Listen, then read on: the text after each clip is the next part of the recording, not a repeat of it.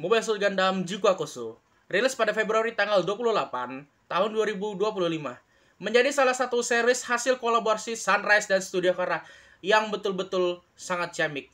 Kita akan bahas di video kali ini.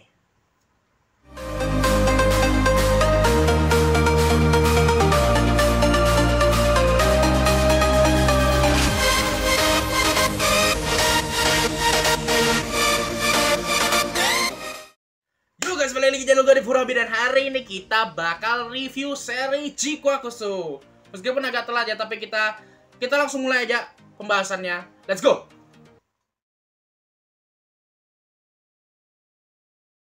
So ya, kita mulai bahas Mobile Suit Gundam Jikokusu.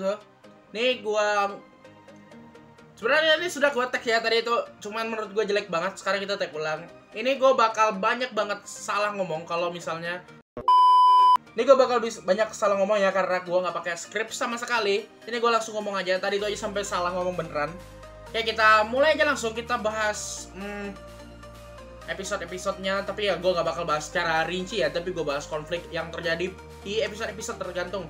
Yang gue ingat aja, soalnya seri ini udah tamat kurang lebih 3-4 minggu lalu lah. Gue udah lupa. Tapi kalau ending gue masih ingat sampai sekarang. Itu endingnya memorable sekali, coy.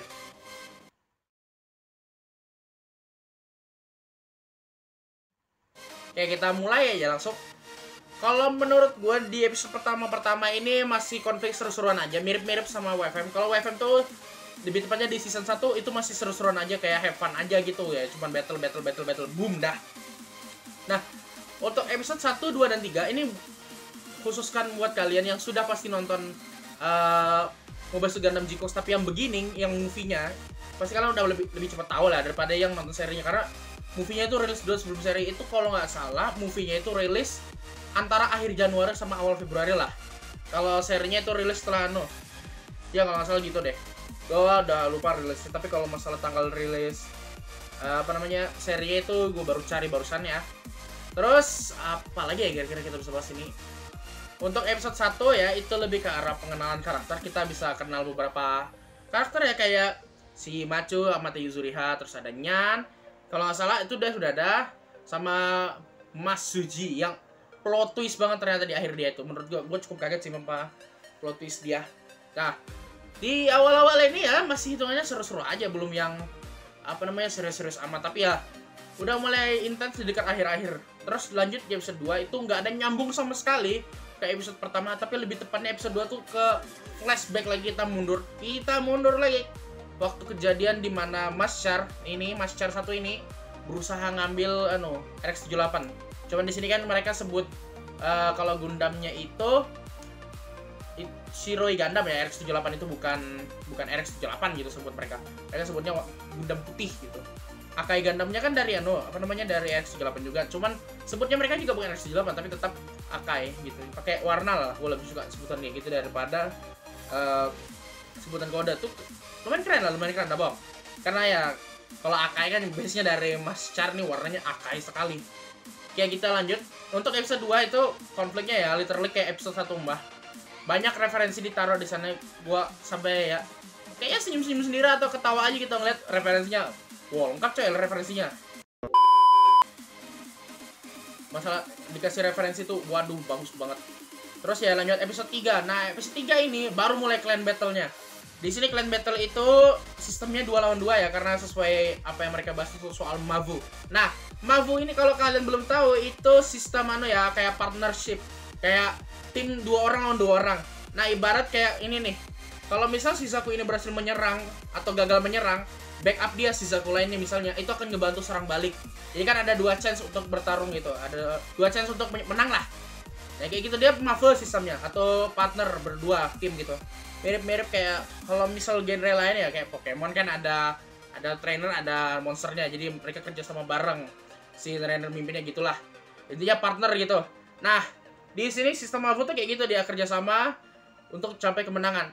Nah, di sini bedanya sama WFM, karena kalau WFM itu cara lu menang battle itu cuman hancurin tanduk. Jadi ibarat Zakunil juga, kita hancurin tanduknya, dah kamu menang. Tapi kalau misalnya di clan battle, mau kamu hancurin kepala doang itu udah hitungannya menang, tapi kalau sampai ngebunuh itu juga hitungannya menang.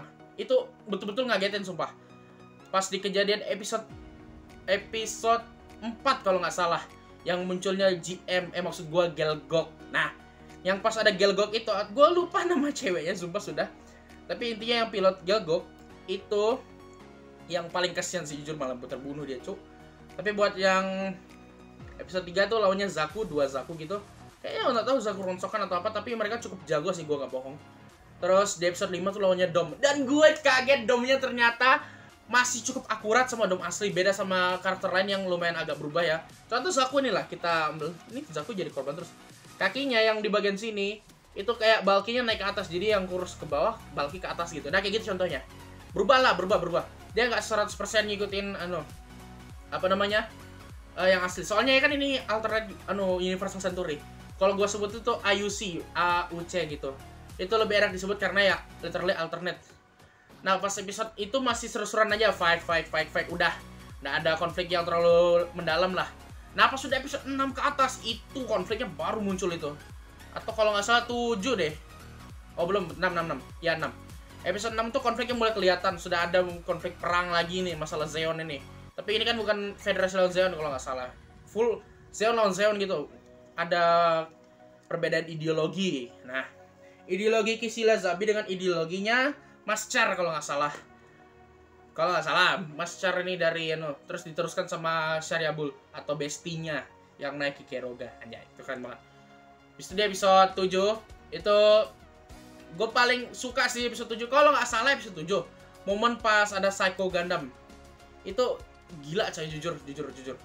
Psycho Gundamnya ini betul-betul kayak Titan naik, apalagi pas dia scene naik naik gedung itu, gak bohong. Itu kayak Titan banget sumpah. Terus kata orang mirip-mirip lagi sama Evangelion. Gue karena nggak nonton jadi gue nggak tahu sama sekali ya, sorry ya banget. Meskipun ya gue tahu ini studio karena bikin Evangelion jelas banget.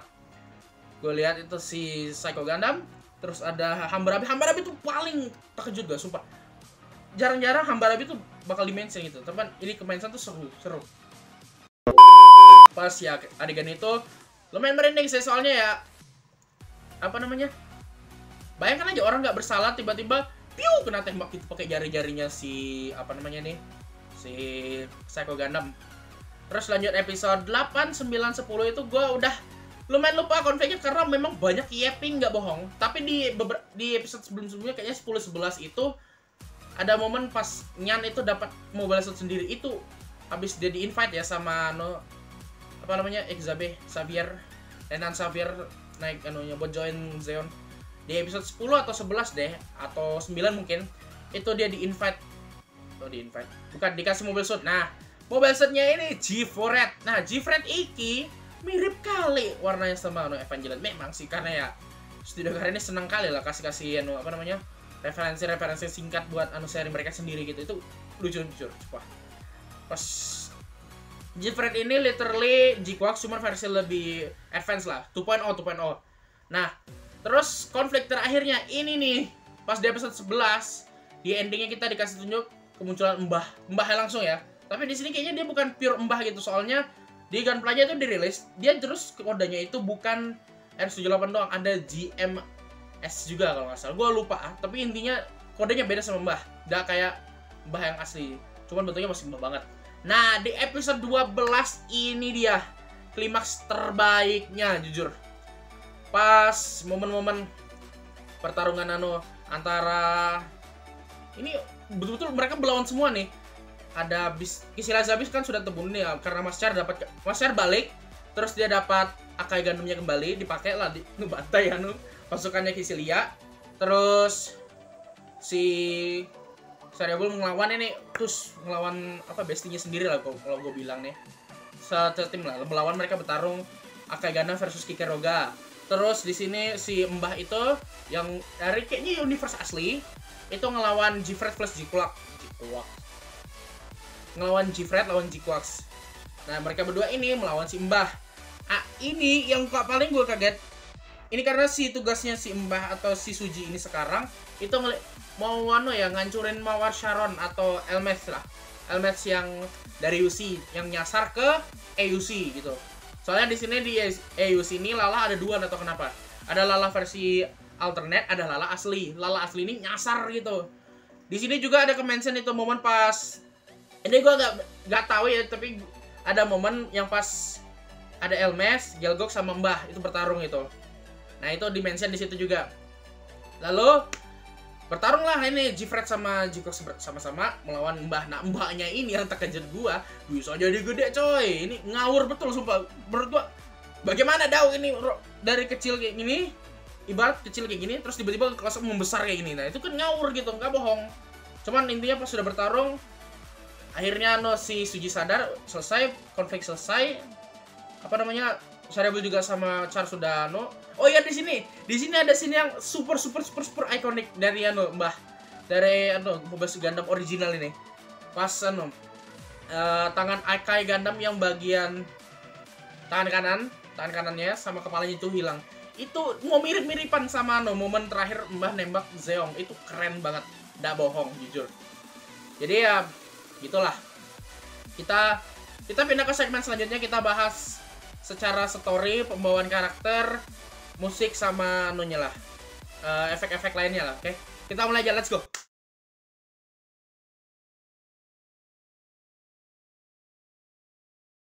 Oke, kita bahas satu segmen yang menurut gue juga cukup penting dari anime ini.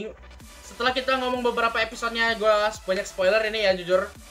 Jadi, gue lupa bilang tadi soal endingnya juga cukup bagus ya, itu karena di original kan Lala tuh mati, tapi di sini di AUC Lala selamat, ketemu Mas Char, yeay bahagia, mantap banget. Terus kita bahas, pertama kita masuk dari musik. Musiknya coy, itu nggak bohong, bagus semua, jujur, on point semua. Mau dari intro, outro, sampai tiba-tiba ada Beyond the Time itu absolute cinema.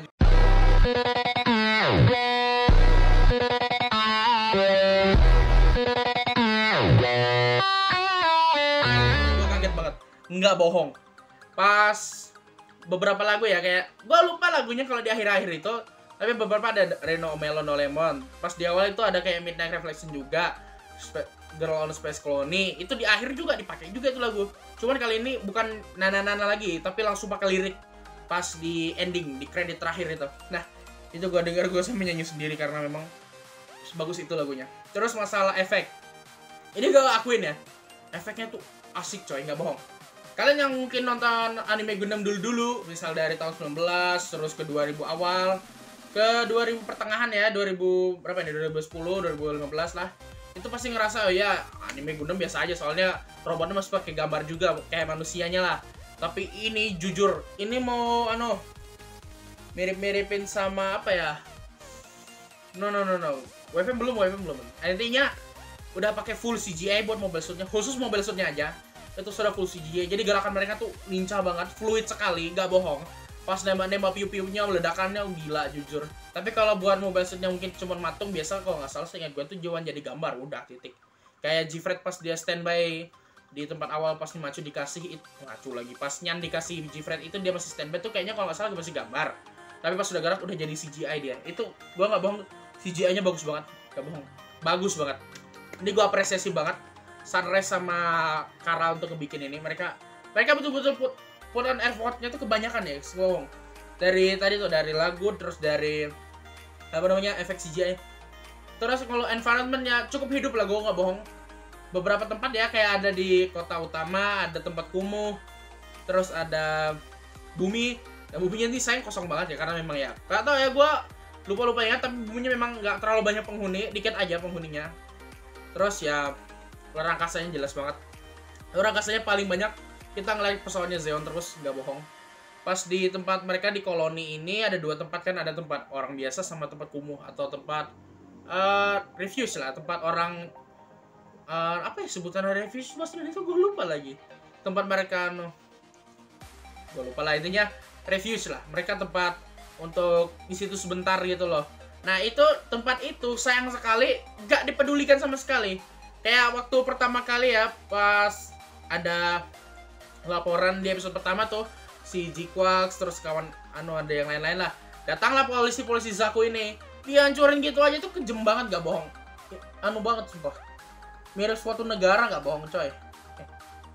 Terus selain environment, secara visual lainnya ya bukan CGI robotnya ini, tapi buat visual animenya itu gua nggak bohong sangat vibrant, bagus banget. Itu enak, manja mata banget. Jadi kalau kalian nonton ini terus mulai dari awal, itu mungkin gak bakal ngebosen karena ya pertama emang warnanya itu vibrant, jadi cocok sekali buat mata kita ya, meskipun ya mungkin kayak vibrant terlalu banget. Terus ekspresi karakter apalagi maco itu ekspresinya bagus banget, gak bohong. Ini gua apresiasi sekali lagi, mantap banget, gak bohong, jujur. Ini dari tadi gua bilang gitu terus karena memang sesuka itu gua sama nih anime, gak bohong ya guys ya. Banyak banget kan gak bohongnya. Kita langsung pindah ke segmen terakhir lah ya, kita kasih review terakhir karena ya gua gak mau bikin video yang sampai 30 menit ya, gua bukan yang bukan ngelantur ya, saya review mainan ya, review Gundam, review apa yang gue punya ya. Saya bukan review film. Ini saya nggak jago ya. Canda guys. Ya udah, kita langsung aja pindah ke segmen terakhir, segmen kesimpulan tentang anime ini. Let's go.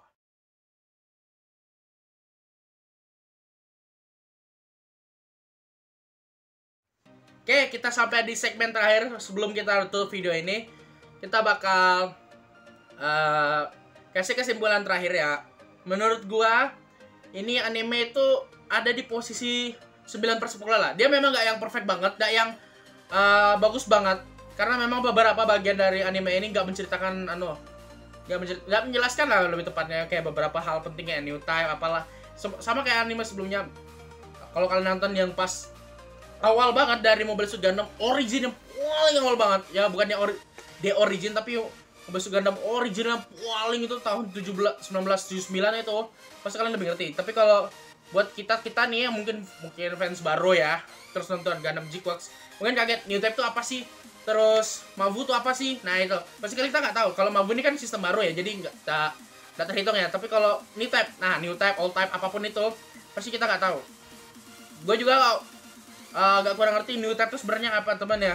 Gue cobalah untuk mengerti pelan-pelan. Terus masalah Mavu apa segala macam strategi bla bla bla yang memang dipakai di filmnya itu gue berusaha mengerti dan oh iya. Terus untuk secara visual, CGI, musik, apalagi ya, cerita nanti lo untuk tadi tuh itu cukup bagus. CGI-nya mantap semua, gerakannya fluid banget. Untuk visualnya itu vibrant, enak buat dilihat, gak bohong. Kayak karena yang ngedesain karakternya ini yang desain Pokemon juga, Sword and Shield kalau nggak salah itu oke lah. Jadi ngeliat karakternya tuh nggak yang serius banget gitu. Soalnya gue lihat ya dari desain karakter sebelumnya, misalnya ini kayak Sariabol ya. Kalau yang asli itu lebih ke arah bapak-bapak ngeri gitu kan, ketimbang yang baru ini. Yang baru ini lebih bapak-bapak cuman kalem gitu hitungannya, gak yang ngerikan banget gitu. Itu gue suka itu karena pendekatannya lebih ke arah santai ketimbang yang serius-serius banget. Siapa konfliknya ya cukup besar juga. Terus musik tadi itu juga cukup bagus, beberapa yang kalian bisa dengar ya, kayak contoh gue yang sampai sekarang masih dengar itu Plasma dari Kenji Yonezu. Itu jujur enak banget dan wajib didengar ya, gak bohong. Yang punya di playlist kita kawan bro, mantap banget. Terus kayak ada I Don't Care dari Hoshimachi Susei, itu bagus juga. Gue sampai nggak tahu ya kalau ada fullnya karena ya gue denger dari yang ketemu yang movie edition nih, gue nggak ketemu versi fullnya. Pada akhirnya udah ketemu, enak banget, udah bohong. Terus apa lagi ya, beberapa kayak The Girl on the Space Colony juga enak. Terus ada Midnight Revelation, itu sampai sekarang masih ada playlist juga. Gue belum tambah-tambah lagi karena ya gue males download, sumpah. Terus untuk musik tadi kita udah bahas. Environment-nya lumayan oke lah, boleh bisa aku bilang. Cukup lah untuk sebuah anime karena memang ya kalau bikin banyak karakter juga capek coy, nggak bohong. Terus terakhir ya kita bakal bahas memang rekomendasi ini untuk kalian ya banget, karena gue udah dibilang kayaknya di awal tadi tuh ini super recommended dan wajib kalian tonton. Apalagi ini cuma 12 episode. Gue nggak tahu ya bakal ada season 2 atau enggak, tapi ya kita expect aja soalnya endingnya ya cukup, kalau bisa gue bilang kayaknya nanggung, tapi gue udah lupa. Kemudian kita lihat aja lah nanti ada season 2 atau enggak. Kemudian enggak ada atau biar gak di milking check soalnya. Dah, jangan yang bagus-bagus di milking lagi gitu, kasihan. So ya, gue kasih final review, final score gue dari Mobile Suit Gundam G-Quarks ini 9/10, atau enggak kita turun lah 8,9/10. Ya kita udah bilang tadi. Jadi gitu aja ya guys. Ini pertama kali ya gue nge-review seri Gundam, jadi ya Gua masih memang banyak kekurangan kalau di sini karena bukan bidang gua. Kayak gua bilang tadi di segmen review di tengah-tengah tadi, gua lupa lagi nama segmennya sudah. Gua tuh bukan reviewer kayak ngelantur gitu, bukan. Gua nge-reviewnya lebih jago kemarin gini kan, kayak nih misalnya aku kemarin ini yang meskipun jelek di depannya, atau kayak Mbak Fumina nih, atau nanti kita bakal nge-review yang di atas meja nih. Ini kalau kan awal nanya ya kenapa gua gak mau nge-review atas meja, males cok, sumpah males. Apalagi gue baru reorganize tempat gue, jadi lebih besar rasanya. Jadi ya itu aja untuk video kali ini guys. Jangan lupa like, komen apa kalian menurut kalian soal seri ini, apa bagus atau enggak ya, sembarang kalian lah. Gue bakal baca, terus gue bakal pahami juga menurut kalian itu seri ini pantas gak sih jadi seri anime Gundam yang cukup seru atau enggak, ya terbaik lah buat tahun ini. Atau ya sembarang kalian lah, gue bingung mau apa sudah. Saya jangan lupa like, comment, subscribe ya. Kita ketemu lagi ya di next video, mungkin gue bakal nge-review lagi kayak biasa ya. Jadi itu aja guys ya, see you guys in the next video, dadah.